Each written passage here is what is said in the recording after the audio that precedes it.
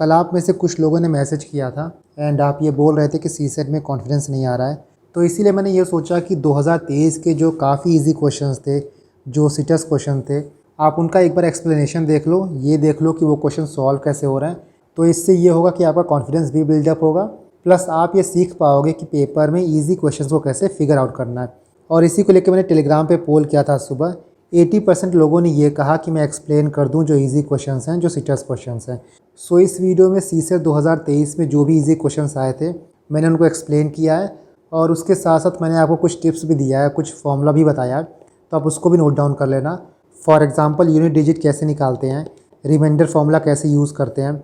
जब भी एक सीक्वेंस का क्वेश्चन आता है, जैसे आपको देता है ना क्वेश्चन ए बी बी है, फिर पूछता है सी सी डी डी, तो बीच में क्या आएगा, इसको कैसे सॉल्व करना है, कैसे अप्रोच करना है, मैंने यहाँ पे बताया है। And I will do each and everything to help you till the last moment. जितना भी मैं आपकी हेल्प कर सकूँगा आखिरी वक्त तक मैं करूँगा। I am always there for you. और इस वीडियो का PDF आपको मेरे टेलीग्राम पे मिल जाएगा। There are 4 letters and 4 envelopes and exactly 1 letter is to be put in exactly 1 envelope. If the letters are randomly inserted into envelopes, then consider the following statement. पहला बोल रहा है it is possible that exactly 1 letter goes into incorrect envelope. दूसरा बोल रहा है there are only 6 ways in which only 2 letters can go into the correct envelope. यहाँ जो पहला स्टेटमेंट है उसको काफ़ी इजीली आप इनकरेक्ट साबित कर सकते हो। इसमें बोल रहा है it is possible exactly 1 letter goes into incorrect envelope. तो ऐसा कैसे हो सकता है? मान लो 4 एनवेलप है, ये आपका 4 एनवेलप हो गया। अगर हम इस वाले एनवेलप में गलत लेटर डालेंगे तो जो इसका लेटर रहेगा वो भी तो किसी दूसरे में जाएगा ना। तो मतलब अगर एक एनवेलप गलत होगा तो दूसरा भी गलत होगा, क्योंकि ये लेटर जो है एक्सचेंज हो जाएगा, इसका इसमें चला गया, इसका इसमें चला गया। सिर्फ एक गलत नहीं होगा, एक गलत होगा तो उसके साथ दूसरा भी गलत होगा। इसीलिए एग्जैक्टली 1 जो लिखा है ना वो गलत है। पहला स्टेटमेंट आपका गलत हो गया। सेकंड बोल रहा है there are only 6 ways in which 2 letter can go into correct envelope. एक तो इसका सिंपल तरीका है कि आपको 2 करेक्ट लेटर चूज़ करना है, करेक्ट एनवेलप में डालना है आउट ऑफ 4। तो फॉर्मूला हो जाएगा 4C2। इसको सॉल्व करोगे तो 6 आ जाएगा। इसके बाद ये क्वेश्चन तो काफ़ी ईजी है, रिमाइंडर पूछा है। ऐसे आप लिख लो 100 को 25 × 4 भी कर सकते हो। 96 4 से कट जाएगा, बाकी जो 25 है उसको 5 × 5 भी लिख सकते हो। ये 5 से कटेगा, ये 5 से कटेगा, रिमाइंडर आपका 0 हो जाएगा। नेक्स्ट क्वेश्चन आप देखो, यहाँ पे पूछ रहा है कि इस टर्म का यूनिट डिजिट क्या होगा। ये आपका टर्म है, जब 9 × 7 × 5 × 3 × 1 करोगे तो 945 आएगा। इसका यूनिट डिजिट क्या होगा? 2 का पावर 945 का जो यूनिट डिजिट होगा वही इस पूरे टर्म का होगा। नाउ ये तो आपको पता होगा, ये तो आप पढ़ते भी होगे। साइक्लिसिटी निकालने के लिए 2 का निकालोगे, 3 का निकालते हो, 4 का निकालते हो, कितने टर्म के बाद वो डिजिट रिपीट होना स्टार्ट होता है। जैसे 2 का पावर 1 करोगे तो 2 आएगा, 2 का पावर 2 करोगे तो 4, 2 का पावर 3 8, 2 का पावर 4 16, 2 का पावर 5 32, 2 का पावर 6 64, 2 का पावर 7 128। तो यहाँ देखो 2 का पावर 4 के बाद ना यूनिट डिजिट रिपीट हो रहा है, फिर 2 आ रहा है, फिर 4 आ रहा है, फिर 8 आ रहा है, फिर 6 आ रहा है। तो जो 2 की साइक्लिसिटी है ना वो 4 हुई, 4 के बाद डिजिट रिपीट होना स्टार्ट होता है।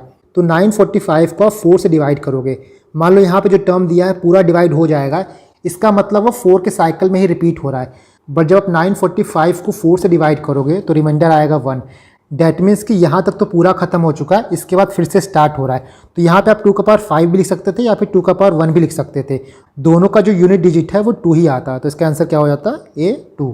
यहाँ पे बोल रहा है D is a 3 digit number such that the ratio of number to the sum of digit is least. What is the difference between the digit at 100 place and the digit at unit place of D। तो D जो नंबर है 3 digit का, उसके 100 प्लेस का digit minus unit place का digit क्या होगा। यहाँ पे आप एक चीज़ याद रखना कि आपको डिजिट फॉर्म करने आना चाहिए। जैसे जो 3 डिजिट का नंबर है वो किस टाइप का दिखेगा, तो वो 100A + 10B + C दिखेगा।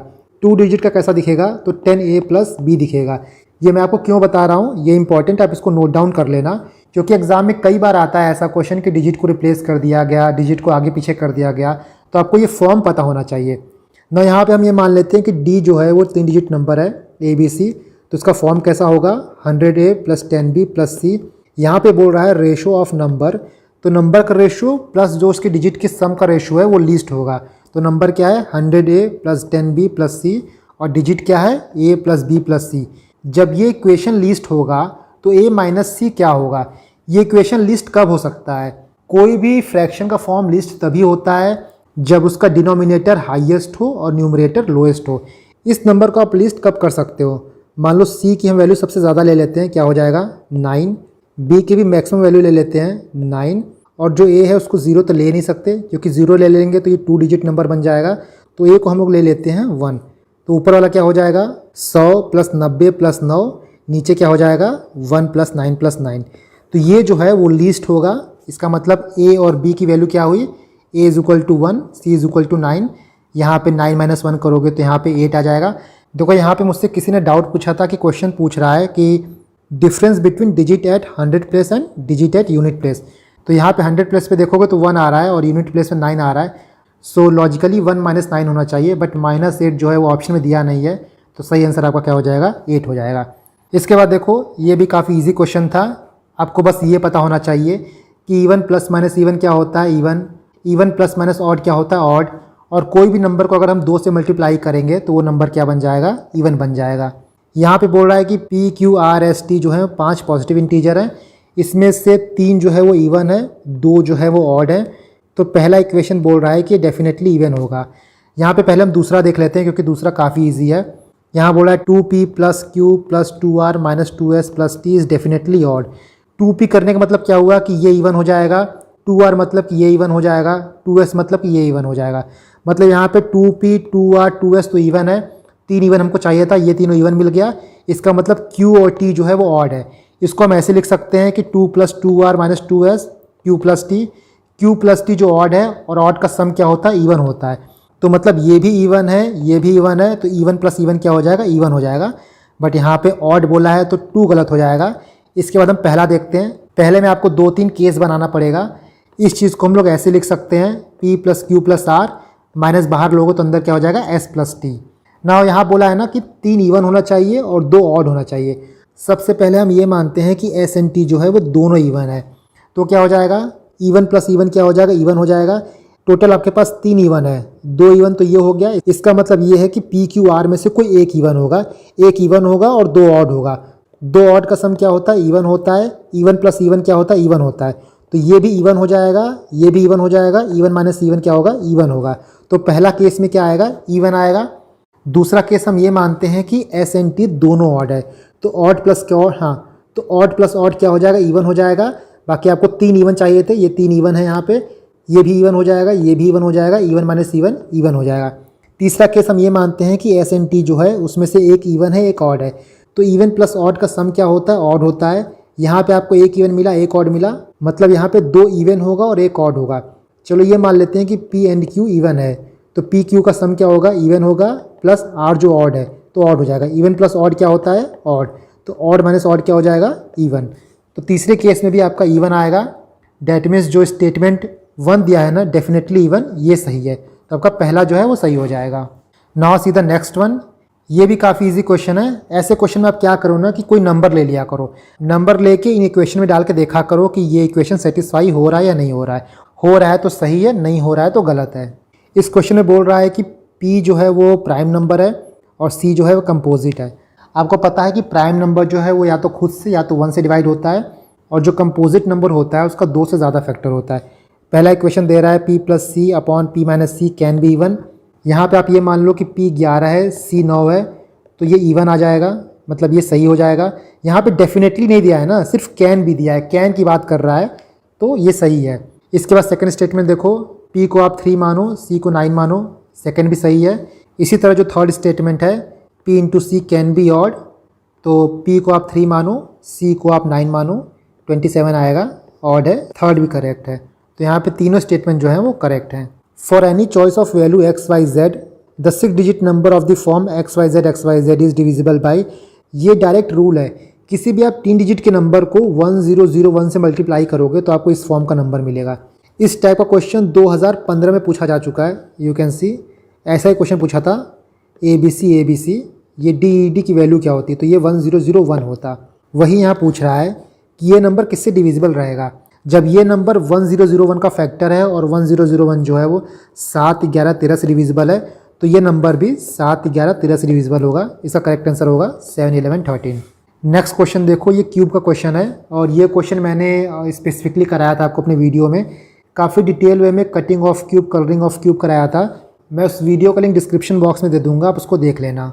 इसके बाद यहाँ देखो पूछ रहा है कि how many distinct 8 digit number can be found by rearranging the digit of 1 1 2 2 3 3 4 4 such that odd digit occupy odd position and even digit occupy even position. तो ये आपका 8 डिजिट नंबर है। यहाँ पे इवन प्लेसेस कौन कौन से हैं, ये इवन हो गया, ये इवन, ये इवन, ये इवन। और ऑड प्लेसेस क्या हो गया, ये ऑड हो गया, ये ऑड हो गया, ये ऑड हो गया, ये ऑड हो गया। तो ऑड प्लेसेस को कितने टाइप से अरेंज किया जा सकता है, 4 ऑड प्लेसेस हैं, मतलब 4 फैक्टोरियल हो जाएगा। इसके बाद देखो कुछ ऑड नंबर्स रिपीट हो रहे हैं, ये 1 जो है रिपीट हो रहा है 2 बार, 3 जो है 2 बार रिपीट हो रहा है, तो 4 factorial upon 2 factorial into 2 factorial. उसी तरह इवन का होगा, इवन में भी 4 प्लेसेस हैं, तो 4 फैक्टोरियल अपॉन, यहाँ देखो इवन रिपीट हो रहा है, 2 जो है 2 बार रिपीट हो रहा है, 4 जो है 2 बार रिपीट हो रहा है, तो वो भी हो जाएगा आपका 4 factorial upon 2 factorial into 2 factorial. ये 6 हो जाएगा, ये भी 6 हो जाएगा, 6 इंटू 6 कितना हो जाएगा 36। ये एक लॉजिकल रीजनिंग का क्वेश्चन है। यहाँ पे लिखा है if 7 circled plus 9 circled plus 10 is equal to 8। इसके बाद बोल रहा है 9 circled plus 11 circled plus 30 is equal to 5, 11 circled plus 17 circled plus 21 is equal to 13। तो आपसे पूछ रहा है what is the value of 23 circled plus 4 circled plus 15। यहाँ देखो ये सर्कल्ड प्लस है, ये प्लस नहीं है, सर्कल्ड प्लस है। इस साइन को हम लोग मॉडर्न अलजेब्रा में यूज़ करते हैं ना। ऐसे क्वेश्चन में आप क्या किया करो, जहाँ आपसे पैटर्न पूछता है, सबसे सिंपल वाला ऑपरेशन लगा के देखो। यहाँ पे ये बोल रहा है कि ऐसा कुछ ऑपरेशन लगेगा तो 8 आएगा। यहाँ पे सबसे सिंपल ऑपरेशन क्या हो सकता है, प्लस का हो सकता है। मल्टीप्लिकेशन, डिवीज़न, सब्ट्रैक्शन, ये यहाँ पे लगाना थोड़ा कम्बरसम होगा। सबसे पहले आप एडिशन लगा के देखो, 7 plus 9 plus 10 is equal to क्या हो जाएगा 26। यहाँ जो 26 आ रहा है उसके डिजिट को ऐड करेंगे तो हो जाएगा 8, और यही 8 यहाँ पे बोल रहा है, यही 8 यहाँ पे बोल रहा है। उसी तरह देखो 9 प्लस 11 प्लस 30 क्या हो जाएगा 50, 5 प्लस 0 क्या हो जाएगा 5, और यही 5 यहाँ पे बोल रहा है, यही 5 आपका यहाँ पे बोल रहा है। इसी पैटर्न को अगर हम इस पर अप्लाई करेंगे तो क्या होगा, 23 सर्कल्ड प्लस 4 सर्कल्ड प्लस 15 को हम लोग क्या लिख सकते हैं, 23 प्लस 4 प्लस 15, इसको ऐड करो तो क्या होगा 42, 42 के डिजिट को ऐड करेंगे क्या आएगा 4 प्लस 2 6। इसका करेक्ट आंसर है 6। बहुत ही इजी क्वेश्चन है ये, और लॉजिकल रीजनिंग क्वेश्चन नॉर्मली आपको अटेम्प्ट करना पड़ेगा एग्जाम में। If P, Q, R and S are distinct single digit positive numbers then what is the greatest value of P plus Q into R plus S। यहाँ बोल रहा है कि P, Q, R, S क्या है, distinct है, अलग अलग है, सिंगल डिजिट पॉजिटिव नंबर है। मतलब P, Q, R, S की वैल्यू क्या हो सकती है, 1 से लेके 9 तक, 1 2 3 4 अप टू 9, ये value P, Q, R, S ले सकता है। इसके बाद क्वेश्चन पूछ रहा है कि P plus Q into R plus S का ग्रेटेस्ट वैल्यू क्या होगा।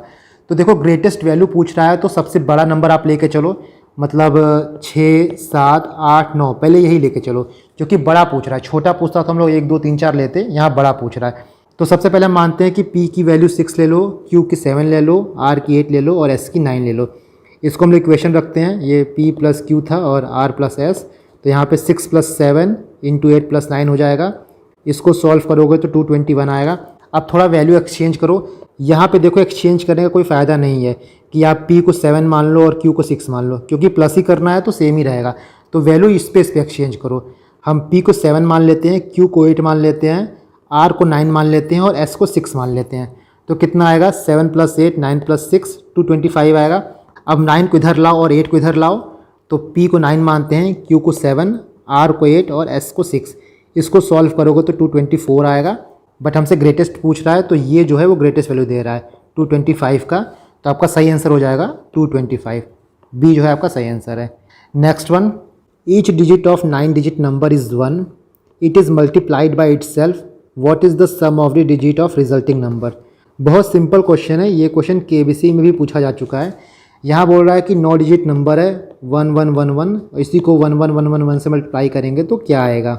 एक पैटर्न यहाँ पे आप सिंपल निकाल लो कि 11 को 11 से मल्टीप्लाई करते हैं तो 121 आता है, ये हमको पता है। 111 को 111 से मल्टीप्लाई करेंगे तो क्या आएगा 1 2 3 2 1, मतलब एक पॉइंट के बाद नंबर जो है उल्टा जा रहा है। जब 1111 को 1111 से मल्टीप्लाई करेंगे तो कितना आएगा 1 2 3 4 3 2 1। उसी तरह जब 9 बार रहेगा ये 9 बार रहेगा, मल्टीप्लाई करेंगे तो 9 तक जाएगा, उसके बाद ये उल्टा हो जाएगा। बाकी सिंपल इसको सम करना है, वो तो सिंपल जानते हो। डिजिट का सम कितना आएगा 81, करेक्ट आंसर क्या है 81। इसके बाद देखो क्वेश्चन नंबर 30, यहाँ पूछ रहा है कि ABCD is a square 1 point on each AB and CD and 2 distinct point on each BC and D are chosen. How many distinct triangle can be drawn using any 3 point as a vertices out of this 6 point? A B के बीच में एक point choose किया जा रहा है, C D के बीच में एक पॉइंट चूज़ किया जा रहा है, ए डी के बीच में 2 पॉइंट चूज़ किया जा रहा है और बी सी के बीच में 2 पॉइंट। अब इन पॉइंट्स को जोड़ के कितने ट्रायंगल बनेंगे? आप यहाँ पे फिजिकली जोड़ के ट्रायंगल बनाने की कोशिश करोगे तो बहुत कम्बरसम, बहुत ही लेंदी हो जाएगा। इसका सिंपल फॉर्मूला है, परमुटेशन कॉम्बिनेशन में आप इसका सिंपल फॉर्मूला पढ़ोगे कि total number of triangle formed is equal to NC3 होता है, जहाँ पे n जो होता है नंबर ऑफ पॉइंट होता है। यहाँ पे n कितना दिया है, 6 दिया है, तो 6C3 हो जाएगा। 6 factorial upon 3 factorial into 3 factorial, answer आ जाएगा 20। मुझसे किसी ने डाउट पूछा था कि फैक्टोरियल को तोड़ते कैसे हैं, तो देखो मान लो यहाँ पे 3 फैक्टोरियल है, इसका मतलब ये हो जाएगा 3 इंटू 2 इंटू 1, एक कम करके मल्टीप्लाई करते जाओगे।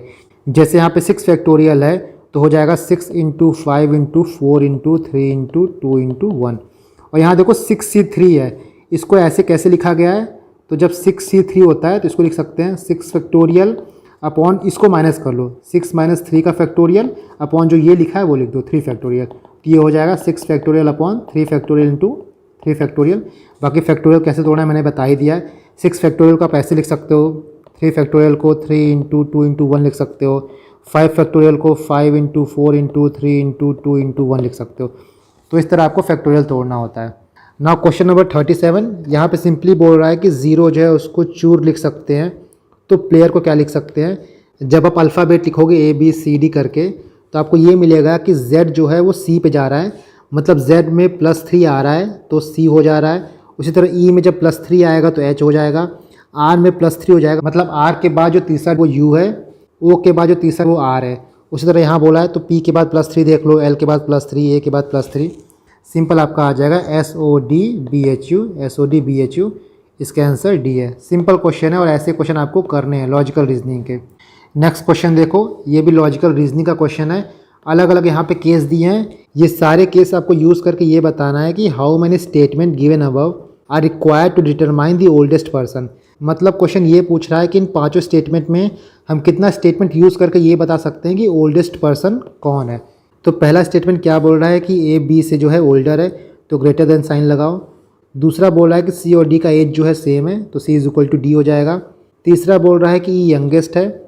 चौथा बोल रहा है कि F जो है वो D से छोटा है, F जो है वो D से छोटा है। और पांचवा बोल रहा है कि F जो है वो A से बड़ा है। नाउ 1 2 3 4 को यूज़ करके बनाओ। सबसे पहले आपको पता है कि C is equal to D, ये हो जाएगा। इसका D is greater than F, D F से बड़ा है तो D F से बड़ा हो जाएगा। इसके बाद F A से बड़ा है तो F A से बड़ा हो जाएगा। इसके बाद A B से बड़ा है तो A B से बड़ा हो जाएगा। और आपको ये भी पता है कि E जो है वो यंगेस्ट है, E सबसे छोटा है, C और D जो है वो ओल्डेस्ट हो जाएंगे। यहाँ पे आपका E आ जाएगा तो C और D जो है वो सबसे बड़े हो जाएंगे। डैट मीन्स ये बताने के लिए कि कौन ओल्डेस्ट है हमको 5 स्टेटमेंट को यूज़ करना पड़ेगा। D सही है, हमको 5 स्टेटमेंट चाहिए। ये देखो डेटा सफिशिएंसी वाला क्वेश्चन है। यहाँ पे क्वेश्चन दिया है, उसके बाद यहाँ पे 4 स्टेटमेंट दिया है। इसके बाद ऑप्शन ये देता है कि इस क्वेश्चन को सॉल्व करने के लिए हमको कितने स्टेटमेंट यूज़ करने होंगे। स्टेटमेंट 1 2 3 यूज़ करके हो जाएगा, स्टेटमेंट 1 3 4 यूज़ करके हो जाएगा, या फिर चारों स्टेटमेंट यूज़ करना है, या फिर चारों यूज़ करके भी हम आंसर नहीं दे सकते हैं। आपको ये देखना है।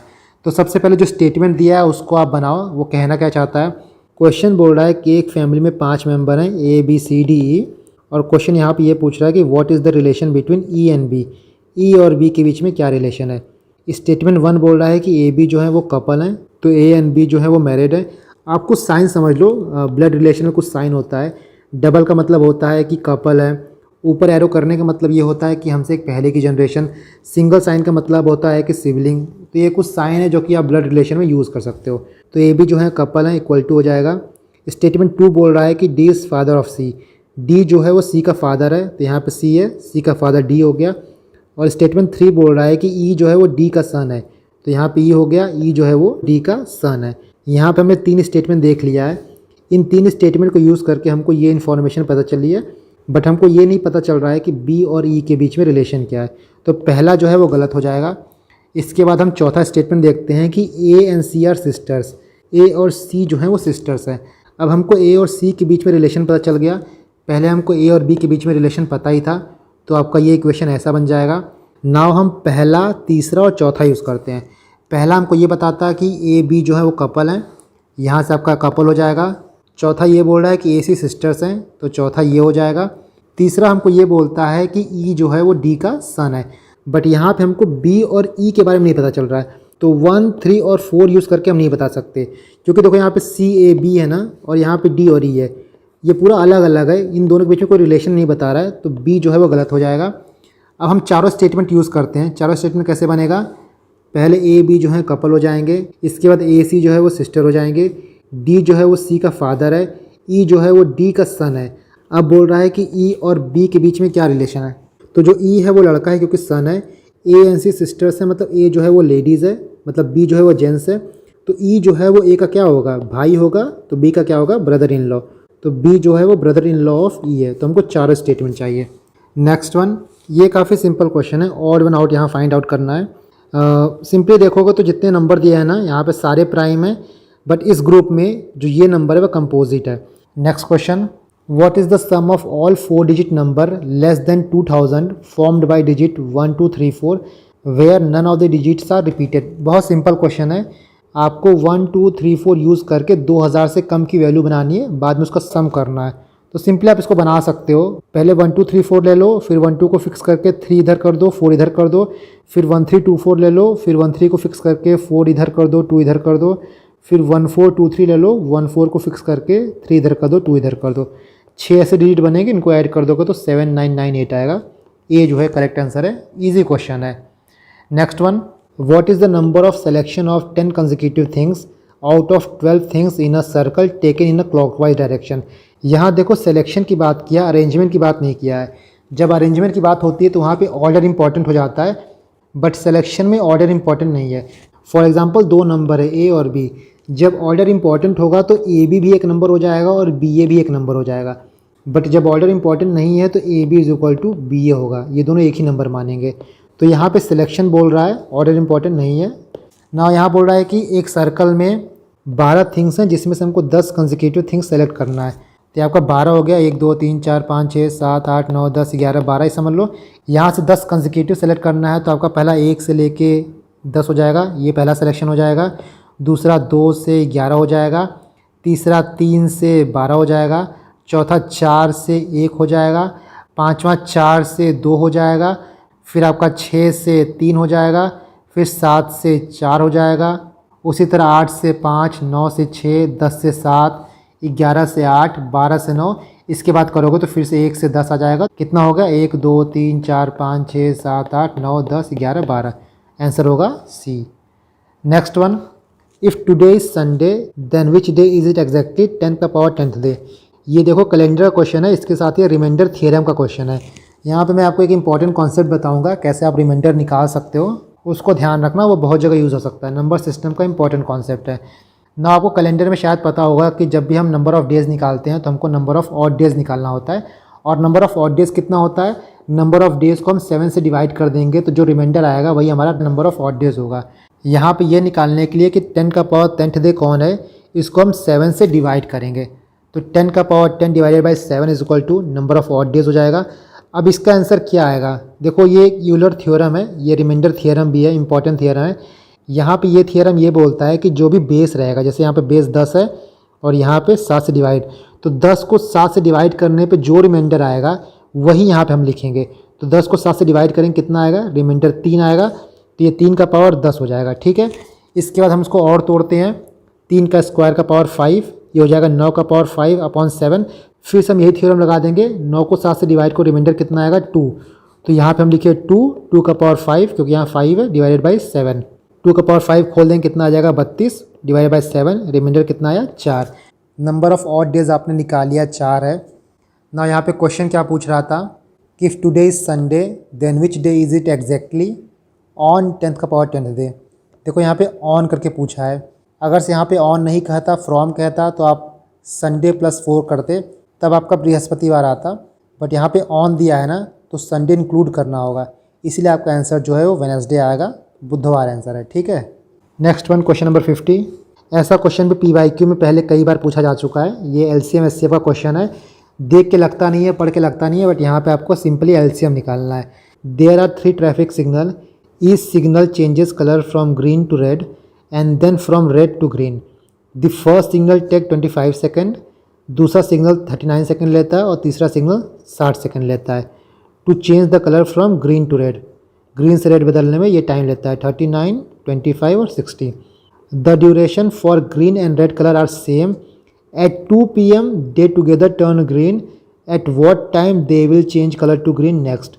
तो फिर से इनका कलर कब ग्रीन होगा, सिंपली यही पूछा है। पहला सिग्नल कितना टाइम लेता है 25 सेकंड, दूसरा 39 सेकंड, तीसरा जो है वो 60 सेकंड लेता है। यहाँ पूछ रहा है कि सब कब ग्रीन होंगे, तो ग्रीन से रेड होने में 25 सेकंड लेगा मान लो ये, और रेड से ग्रीन होने में फिर से 25 सेकंड लेगा। तो पहला सिग्नल ग्रीन होने में कितना टाइम लेगा 25 × 2, यहाँ 25 सेकंड, फिर यहाँ 25 सेकंड। उसी तरह दूसरा सिग्नल 39 × 2 78 सेकंड लेगा। तीसरा सिग्नल 60 × 2 120 सेकंड लेगा।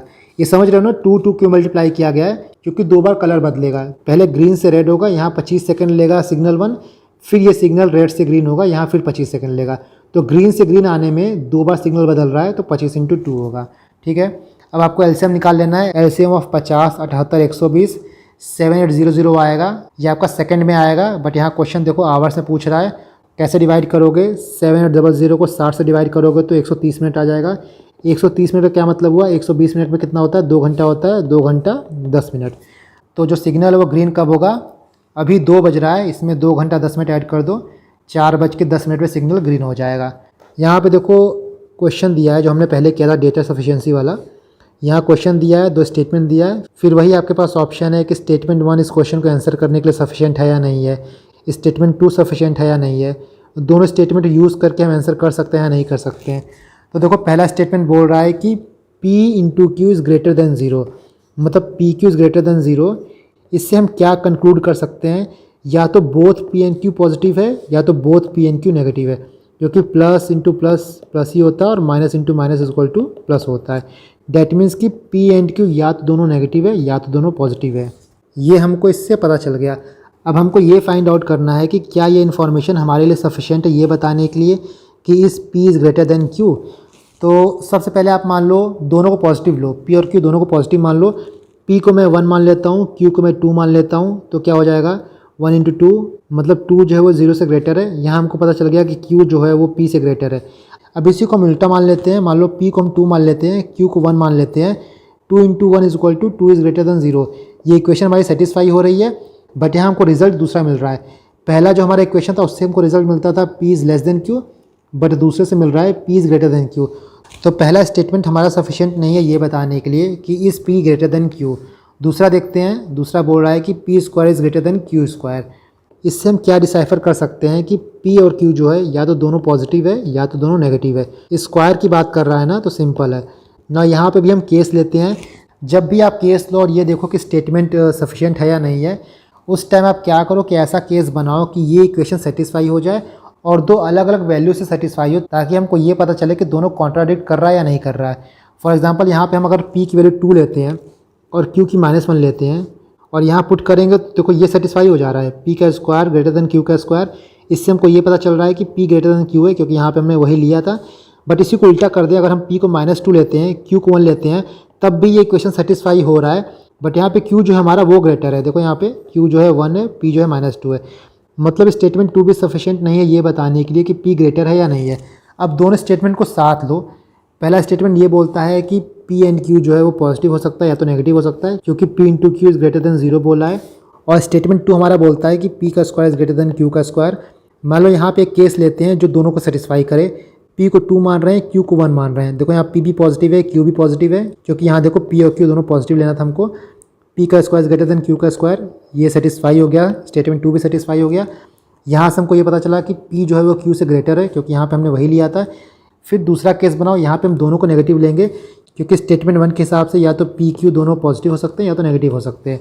जब दोनों को नेगेटिव ले रहे हैं तब ये सेटिस्फाई हो रहा है। बट यहाँ पे जो ये रिलेशन है ना, ये उल्टा हो रहा है। यहाँ पे Q को P से ग्रेटर लेने पे भी स्टेटमेंट 1 स्टेटमेंट 2 दोनों सेटिस्फाई हो रहा है। डैट मीन्स कि हम स्टेटमेंट 1 और स्टेटमेंट 2 को साथ में भी यूज़ करके नहीं बता सकते कि P जो है वो Q से ग्रेटर है या नहीं है। तो आपका आंसर क्या होगा, D होगा। क्वेश्चन नंबर 58 देखो, ये एक वेन डायग्राम का क्वेश्चन है, सिंपल क्वेश्चन है।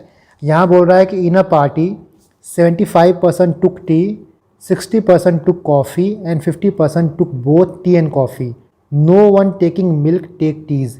Each person take at least one drink. तो ये आपको एक स्टेटमेंट दिया है पूरा, ठीक है। इसके बाद क्वेश्चन ये बोल रहा है कि how many person attended the party, कितने लोग पार्टी अटेंड किए। दो स्टेटमेंट आपके सामने है। 50% टुक मिल्क, और स्टेटमेंट 2 बोल रहा है कि number of person who attended the party is 5 time the number of person who took milk only.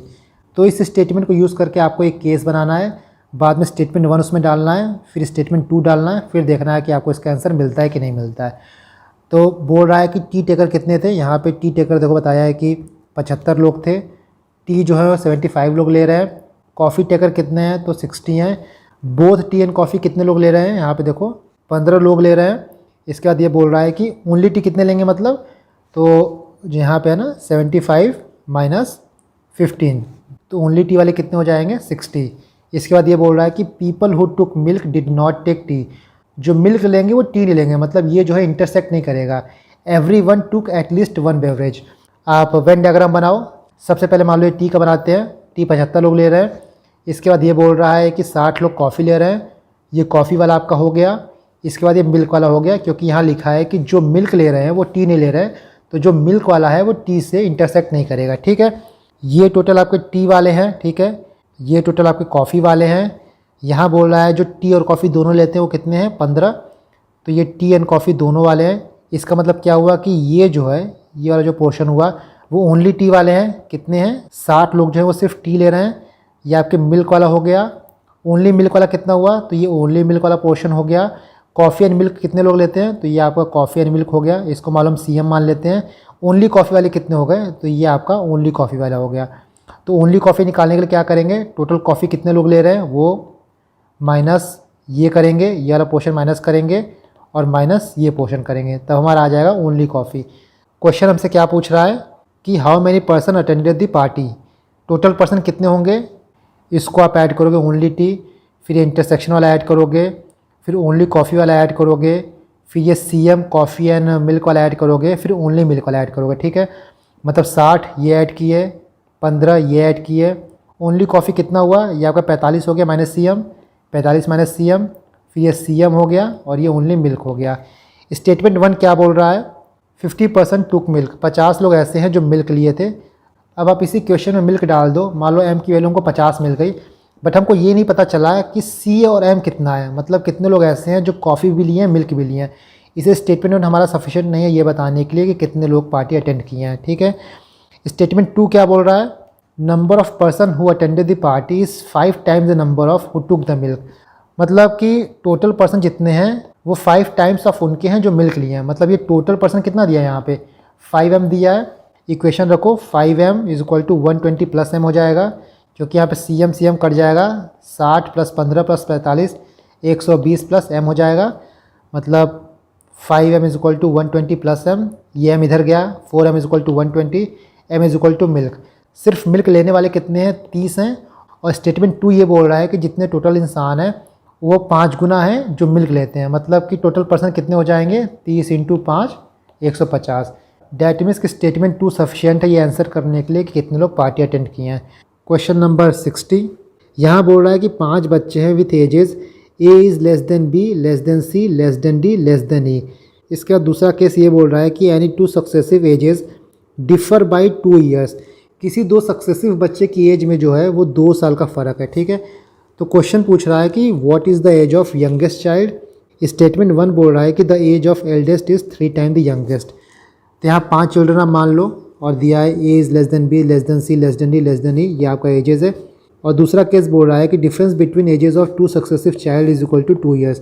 हम यहाँ पे ये मान लेते हैं कि पहले बच्चे की उम्र अगर से x है तो दूसरे क्या हो जाएगी, x + 2 हो जाएगी क्योंकि 2 साल का फ़र्क है। तीसरे क्या हो जाएगी, x + 4, 2 साल का फ़र्क है। चौथे क्या हो जाएगी, x + 6 क्योंकि C से 2 साल का फ़र्क है। और पाँचवें क्या हो जाएगी, x + 8 क्योंकि D से 2 साल का फ़र्क है ना। स्टेटमेंट पहला ये बोल रहा है कि जो एल्डेस्ट चाइल्ड है वो यंगेस्ट का 3 टाइम्स है, मतलब जो E है ना वो 3A है, E = 3A। अब इस इक्वेशन से आप देख लो कि E = x + 8 है, यहाँ पे बोला E = 3 है तो E = 3x हो जाएगा, मतलब x + 8 = 3x। यहाँ से x की वैल्यू 4 आ जाएगी, मतलब एज क्या आ जाएगी A की 4। मतलब स्टेटमेंट 1 सफिशिएंट है ये बताने के लिए कि यंगेस्ट कौन है, क्योंकि यंगेस्ट देखो A ही है, A की यहाँ पे एज हम लोग निकाल लिए इस इक्वेशन से। इसका स्टेटमेंट 2 ये बोल रहा है the average age of children is 8 year. तो सबकी एवरेज एज निकालनी है, a + b + c + d + e upon 5 = 8। a की एज हम लोग माने ही थे कि x है, b की x + 2, सिंपली आप ऐसे रख दो, डिवाइडेड बाई 5 = 8। इस इक्वेशन को सॉल्व करोगे तो x की वैल्यू फिर से 4 आ जाएगी, मतलब स्टेटमेंट 2 जो है वो भी सफिशिएंट है। तो स्टेटमेंट 1 अलोन सफिशिएंट है, स्टेटमेंट 2 भी अलोन सफिशिएंट है, ये बताने के लिए कि यंगेस्ट कौन है। इसके बाद देखो, a flag has to be designed with 4 horizontal stripes using some और all of the colour red, green, yellow. What is the number of different ways in which this can be done so that no two adjacent stripe can have the same color? तो question ये बोल रहा है कि एक flag है, ये आपके पास एक फ्लैग है जिसमें 4 स्ट्राइप है, 1 2 3 4, 3 कलर आपको यूज़ करना है, रेड, ग्रीन और येलो। और कलर आपको ऐसे यूज़ करना है कि लगातार 2 स्ट्रिप में सेम कलर नहीं होना चाहिए। तो पहले स्ट्रिप के लिए हमारे पास कितना कलर अवेलेबल है, रेड भी है, ग्रीन भी है, येलो भी है, तो ये 3 तरीके से कलर हो सकता है। दूसरे के लिए यहाँ पे 2 कलर अवेलेबल है, क्योंकि मान लो यहाँ पे रेड कर दिए तो यहाँ पे रेड नहीं कर सकते हम लोग, यहाँ पे येलो करेंगे और ग्रीन करेंगे, तो 2 कलर अवेलेबल है। उसी तरह तीसरे के लिए 2 कलर अवेलेबल है, क्योंकि जो कलर यहाँ होगा वो यहाँ नहीं हो सकता, तो एक कलर तो ख़त्म हो गया, 2 कलर अवेलेबल है। उसी तरह जो लास्ट वाले के लिए भी कितना कलर अवेलेबल है, 2 colour. Total number of ways कितना होगा, 3 × 2 × 2 × 2, 24 ways. Next question, question number 70। देखो ये सब काफ़ी सिंपल क्वेश्चन होते हैं और एग्ज़ाम इनको छोड़ा मत करो, ये सेल्फ एक्सप्लेनेटरी है, मुझे लगता नहीं कि यहाँ पे कुछ एक्सप्लेन करने की ज़रूरत है, बट फिर भी मैं आपको समझा देता हूँ। यहाँ पे 5 केस दिया है, इसके बाद एक स्टेटमेंट दिया है, फिर कंक्लूजन 1 दिया है, कंक्लूजन 2 दिया है, और उसके बाद क्वेश्चन ये पूछ रहा है कि कौन सा कंक्लूजन सही है। यहाँ सबसे अच्छा तरीका ये है कि जैसे ए एंड बी है ना, इसके जगह पी क्यू रख के देखो। जैसे ए × बी क्या है, A is not smaller than B, A जो है वो बी से स्मॉलर नहीं है, बी से छोटा नहीं है। उसी तरह P × Q क्या हो जाएगा कि P जो है वो Q से छोटा नहीं है, डेट मीन्स P जो है वो Q से बड़ा है। उसी तरह यहाँ पे जो दिया है उसकी बेसिस पे आप ये स्टेटमेंट बनाओ, फिर आप सिंपली देखोगे कंक्लूजन 1 फॉलो करता है या नहीं करता है। इसको आप खुद भी कर सकते हो, आई डोंट थिंक इसमें कुछ एक्सप्लेन करने की ज़रूरत है। Next question, what is the remainder if 2 × 192 is divided by 6। बहुत सिंपल है, 2 × 1 को 6 से डिवाइड करो, कितना रिमाइंडर आएगा, 2 आएगा। 2 × 2 को 6 से डिवाइड करोगे, रिमाइंडर 4 आएगा। 2 × 3 को 6 से डिवाइड करोगे, रिमाइंडर 2 आएगा। 2 × 4 को 6 से डिवाइड करोगे, रिमाइंडर 4 आएगा। मतलब 2 4 2 4 2 4 का यही पैटर्न चले आ रहा है। जब पावर ऑड है तो रिमाइंडर 2 आ रहा है, पावर इवन है रिमाइंडर 4 आएगा। 192 क्या है, इवन है, तो रिमाइंडर क्या आएगा, 4। डी इसका सही आंसर है, बहुत सिंपल था। क्वेश्चन नंबर 75 देखो, यहाँ पे आपको एक सीक्वेंस दिया है, ABC dash dash ABC dash DABBCD dash ABCD। ऐसे क्वेश्चन में क्या क्या करो कि नंबर ऑफ़ टर्म्स को गिन लिया करो। यहाँ पे कितना है, 1 2 3 4 5 6 7 8 9 10 11 12 13 14 15 16 17 18 19 20 है। 20 टर्म है। अब 20 टर्म को इक्वली डिवाइड करना है, क्योंकि एक पैटर्न बनाना है। तो 20 कैसे डिवाइड हो सकता है, 5 5 के टर्म्स में डिवाइड हो सकता है, या फिर 4 4 के डिवाइड हो सकता है। तो यहाँ पे आप मान लो 5 5 के टर्म में डिवाइड करो, तो पहला यहाँ आएगा, दूसरा यहाँ आएगा, तीसरा आपका यहाँ आएगा। अब ऑप्शंस को इसमें रख के देखो, आपको डी सही आंसर मिलेगा, क्योंकि लास्ट डिजिट रिपीट हो रहा है। पहले डी रिपीट होगा, फिर सी रिपीट होगा, फिर ए रिपीट होगा, वही है आंसर। इसका आंसर क्या होगा, डी। यहाँ पे आपके पास 3 स्टेटमेंट है, 2 स्टेटमेंट ऐसा है जो ट्रू है, एक स्टेटमेंट ऐसा है जो फॉल्स है, और लास्ट में आपसे पूछ रहा है कि which of the following conclusion can be drawn. इनसे क्या कंक्लूजन हम निकाल सकते हैं। तो क्वेश्चन ये बोल रहा है कि 5 कैंडिडेट्स हैं, PQRST, ठीक है। ट्रू स्टेटमेंट क्या बोल रहा है कि 1 of P and Q was selected for the job. तो ट्रू स्टेटमेंट ये बोल रहा है कि या तो P या तो Q में से कोई एक जॉब के लिए सिलेक्ट होगा, इधर P और Q सिलेक्टेड, मतलब यहाँ पे सिर्फ एक सिलेक्ट हो सकता है, या तो P या तो Q, ठीक है। फॉल्स स्टेटमेंट क्या बोल रहा है, at least 1 of R and S was selected for the job, मतलब कम से कम R and S में से कोई एक जॉब के लिए सिलेक्ट हो रहा है, ये फॉल्स स्टेटमेंट है। इसका मतलब क्या हुआ कि both R and S not selected, क्योंकि स्टेटमेंट ये बोल रहा है कि दोनों में से कम कोई एक सेलेक्ट हो रहा है, तो इसका उल्टा क्या हो जाएगा कि दोनों सेलेक्ट नहीं हो रहा है। लास्ट क्या बोल रहा है, ये भी ट्रू स्टेटमेंट है, at most 2 of R S and T were selected for the job. यहाँ पे एटमोस्ट 2 बोल रहा है, मतलब वर्स्ट केस क्या बनेगा, या तो कोई भी सिलेक्ट नहीं हो रहा है, या तो एक सिलेक्ट हो रहा है, तो 2 सिलेक्ट हो रहा है, मतलब नन सेलेक्ट, 0 सेलेक्ट हो रहा है, या तो कोई एक सिलेक्ट हो रहा है R S और T में से, या तो 2 सेलेक्ट हो रहे हैं, या तो R S सेलेक्ट हो रहा है, या तो R T सेलेक्ट हो रहा है, या तो S T सेलेक्ट हो रहा है। ये 0 1 2 क्यों बना, क्योंकि यहाँ पे दिया था at most. Max to max अधिक से अधिक कितने लोग सेलेक्ट हो सकते हैं? 2 लोग। मतलब या तो हो सकता है एक भी लोग सेलेक्ट ना हो, या तो एक सेलेक्ट हो, या तो 2 लोग सेलेक्ट हो। ठीक है। अब पहला कंक्लूजन बोल रहा है at least 4 were selected for the job. अब यहाँ पे देखो, मतलब 5 लोग हैं, PQRST। PQ में से कोई भी एक सिलेक्ट होगा, ठीक है, ओनली वन। बाकी RST में से मैक्स टू मैक्स 2 लोग सेलेक्ट हो सकते हैं। मतलब मैक्स टू मैक्स कितने लोग सेलेक्ट होंगे? एक यहाँ पे, 2 यहाँ पे, तो 1 + 2 = 3 लोग सेलेक्ट हो सकते हैं। बट यहाँ पे आंसर दिया है 4, एटलीस्ट 4, तो ये गलत हो जाएगा। दूसरा बोल रहा है कि S was selected for the job. ये भी गलत है, बिकॉज यहाँ पे देखो RNS नॉट सेलेक्टेड। इसके बाद अगर से हम लोग लास्ट ट्रू स्टेटमेंट देखते हैं तो यहाँ से RT भी सेलेक्ट हो सकता है। डैट मीन्स कि S सेलेक्ट हो रहा है, श्योर शॉट ये हमको नहीं पता है। तो जो कंक्लूजन 2 है वो भी गलत है, क्योंकि RT भी सिलेक्ट हो सकता है। तो आपका जो सही आंसर है वो D हो जाएगा, नीदर 1 नॉर 2।